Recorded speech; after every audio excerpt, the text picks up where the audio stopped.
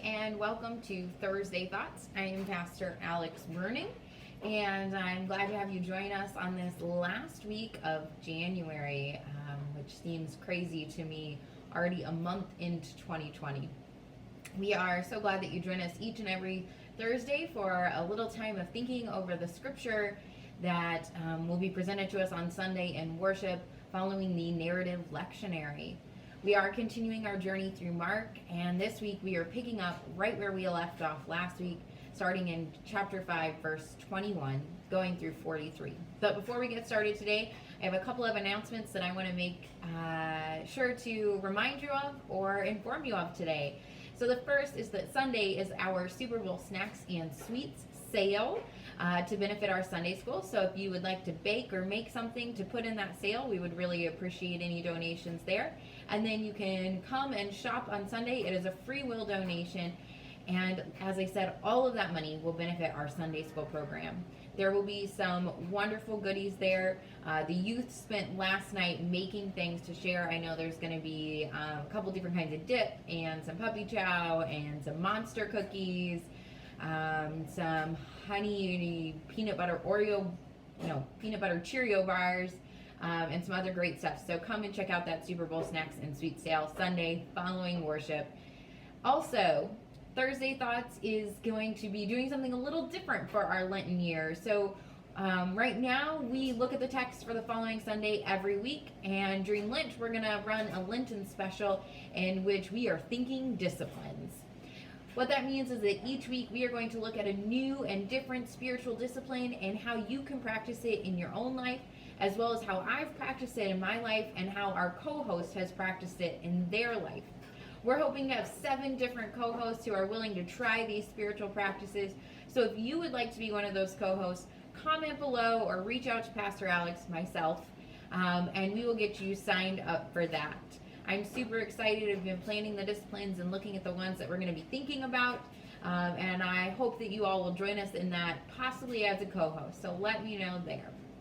So as we get started today, I'm just going to kind of remind you a little bit of where we left off. So last week we had Jesus healing the man from the demons, the demon who said, "We are legion, for we are many."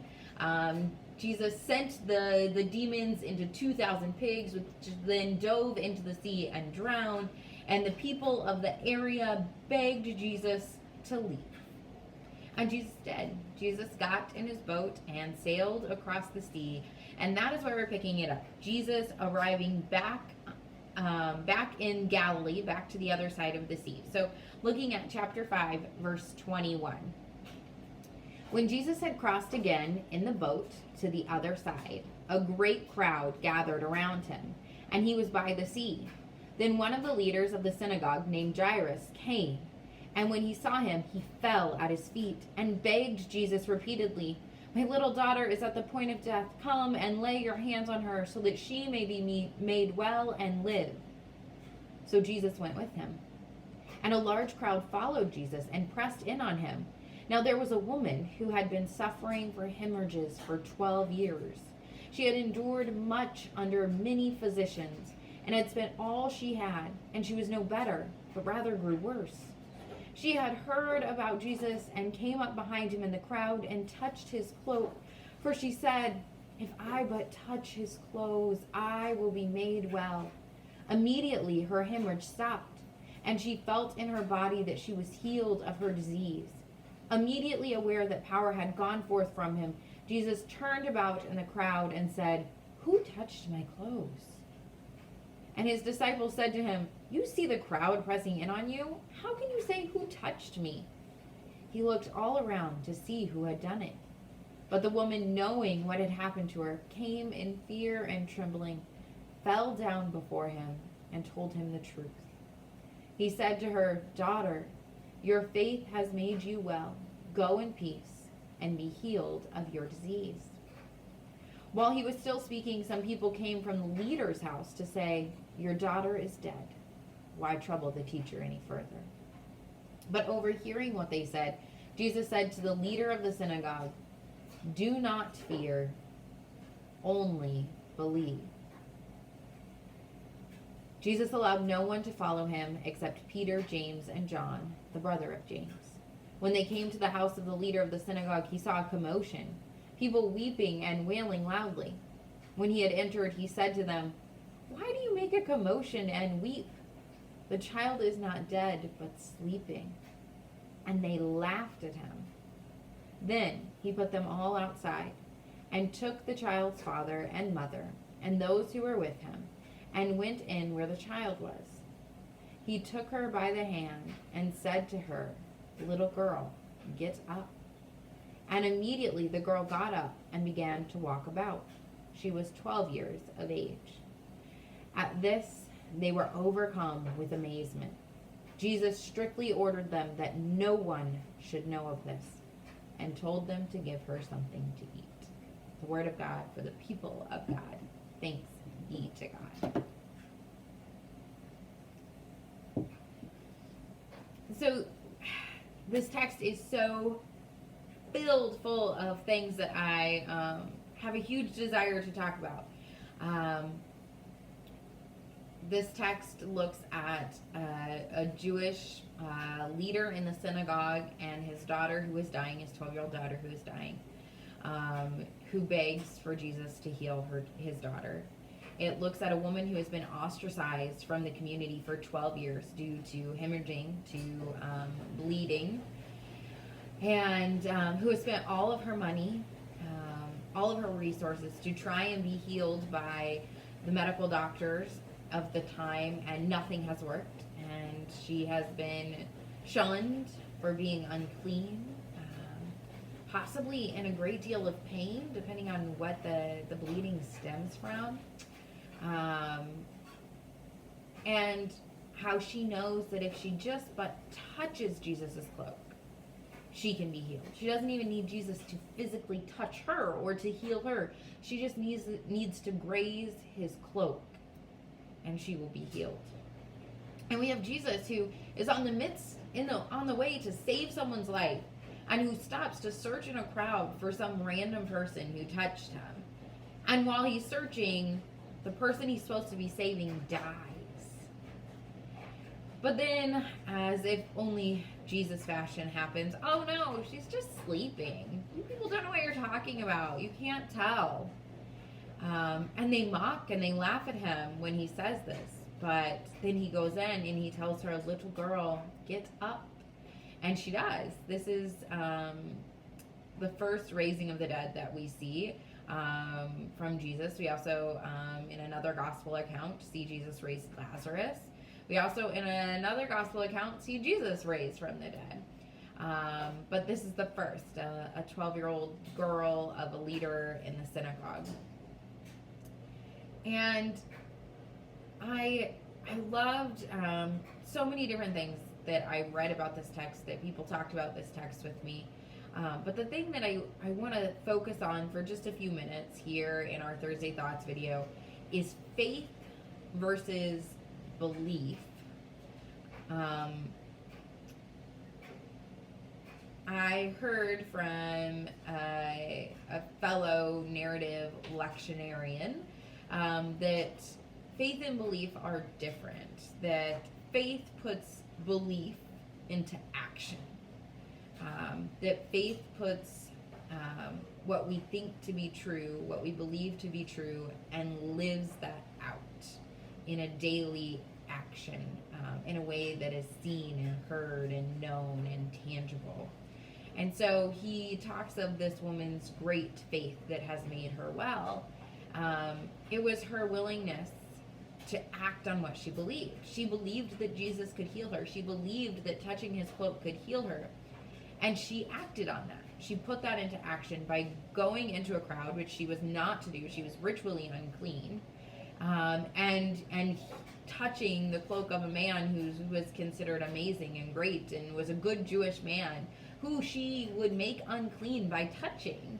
And yet she risks it all to go and to do that, because she believes so fully in what he can do that she's willing to act on that. She trusts so much that she's willing to act on that. And then you have, right after that, Jairus being told his daughter is dead, And Jesus responding to him and saying, do not fear, do not doubt, translated both ways, just believe. What an interesting way to think about what Jesus is doing here. Jesus has just commended this woman for her faith, for her belief, for her willingness to act on it. And now he's calling Jairus to have the same faith, the same belief, the same hope, the same trust. And to follow Jesus, to act on that trust and follow Jesus to his daughter. And I've just really been thinking about, what do I believe and when do I put my beliefs into action? And maybe not even with God, but maybe other people as well. Who do we believe in? Who do we trust? And who are we willing to put that faith and belief into action for? So there are some people who tell us that they're going to come visit, and very, very rarely do they actually ever visit. And so certain people, I don't tell my kids are coming until they're actually here, because you just never know if they're really going to come, and I don't want my kids to be let down. And so that's a complete lack of trust and belief and faith. I'm not willing to act on it because I just can't trust it enough to be true. Whereas I think the opposite is true as well. We all have those people that we know, no matter what, we can call in the middle of the night, in the middle of the day, whenever it might be, and they would drop everything to help us. They're the people that we know will be here and will do whatever it takes to help us. And we trust them and believe in them enough to do that, to call at 2 a.m. and say, I need someone to talk to, or can you come over? I don't know what to do. I'm sick, or whatever it might be. Perhaps not the best example, but an example I also thought of was betting as well, gambling, which I do not endorse and do not condone, and neither does the United Methodist Church. However, that is in a way, perhaps a very naive way, putting faith, belief, trust into action, willing to risk something because you believe in somebody so much. So sports gambling just became a thing here in Iowa in the last year. And so I'm sure there are so many bets on the Super Bowl coming up, and somebody believes in the Kansas City Chiefs enough to put that into action and bet money on them, or the San Francisco 49ers enough to put that into action and bet money on them. So thinking about that, the faith and belief and trust and action in terms of God and in terms of what we know and believe to be true about God, what does that look like in our individual lives? Where do we need to turn our belief into faith, into that action, our trust into action? Where do we need to go from a understanding, a mental understanding, a mental knowledge of God, and move it into our heart space, into a space where we are so consumed by that belief that it is lived out in everything that we do. So I think an example of this is the belief that every person is loved, is a beloved child of God. That is a belief that I hold, that every single human being was created unique and special and is a beloved child of God, regardless of their life decisions, choices, or circumstances put on their life. They are a beloved child of God. Now, I don't always have the faith in that, the trust in that, to put it into action. I still doubt people. I still question people. I still look down upon people. I still judge people. If I were to really believe wholeheartedly and to have faith that every person is a beloved child of God, how would that affect how I live, how I act, how I interact with each other? This morning I was reading a devotional by Bob Goff, who is just one of my favorite human beings. And he talked about how frequently people will tell you not to give money to someone on the side of the road because you have no idea how they're going to use that money. And if I were to believe that that person were a beloved child of God, who God loved and wanted to take care of, I would give that person money or food or whatever, not knowing how they would spend it, but simply knowing they're a beloved child of God. That would be enough for me to do that if I were to live out what I believed. It wouldn't matter what I thought they were going to do with it. What matters is that I'm taking care of them because they're a beloved child of God. Not because they're deserving of it or undeserving of it, but simply because they are God's child. I'm still working this out. I'm still trying to figure it out in my own life and in my own faith, what it means to put that belief, that trust into action, to be willing to risk everything like this woman did because I believe so heartedly, to put action to my beliefs about God. What does that look like? How does that affect my daily living? I encourage you to think about this too, and I would love to hear your thoughts on this and to hear your stories. Together we can figure out our faith. Together we can learn and we can grow as disciples of Christ. That's part of what being the community is all about, is learning and growing together. So please comment, talk with me, email me, help me to learn and grow about this, and perhaps yourself as well as you engage in conversation about this. I want to thank you for joining us for this week's Thursday Thoughts over Mark 5:21 through 43.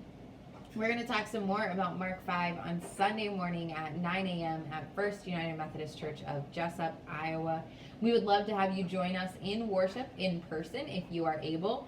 And if not, we'd love to have you join us right here on our YouTube channel about 9:30, 9:35 for our Facebook Live sermon, so that you too can hear more about Mark 5:21 through 43. Don't forget that awesome Super Bowl snacks and sweet sale on Sunday. I hope you're having a great Thursday. I hope you can spend some time in thought about this text and about what it means to live a faith, to put belief into action. Blessings, and see you Sunday.